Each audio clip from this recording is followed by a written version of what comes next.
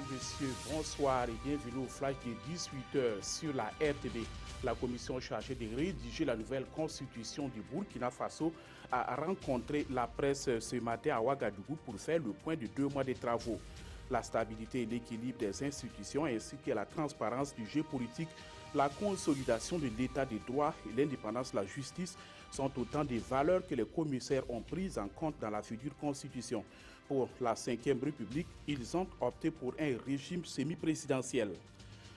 Il y aura probablement une reprise des élections municipales dans les communes qui ont du mal à fonctionner et là où les élections n'ont pu se tenir le 22 mai 2016. L'information a été donnée ce matin à Ouagadougou par le ministre d'État Simon Compaoré aux partis politiques qui avaient participé à ces élections. Ce sont au total 19 communes qui sont concernées par cette éventuelle reprise qui sera décidée par le Conseil des ministres. Des policiers radiés de 2011 exigent toujours les réintégrations dans la fonction publique. Ils ont manifesté leur mécontentement ce matin devant le cabinet du ministre de la Sécurité. Dans la foulée, ils ont rencontré le directeur général de la police nationale pour lui exprimer leur souhait de rencontrer à nouveau le ministre d'État Simon Compaoré. Au nombre de 136, ces policiers avaient été radiés suite aux mutineries de 2011.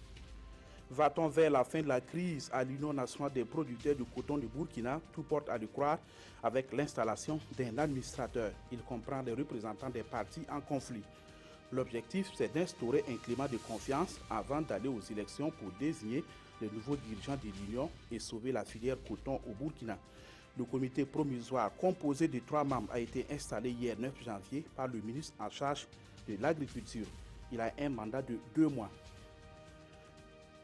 En Côte d'Ivoire, le Premier ministre Daniel Kablan-Duncan vient d'être nommé vice-président de la République au lendemain de sa démission au poste du Premier ministre.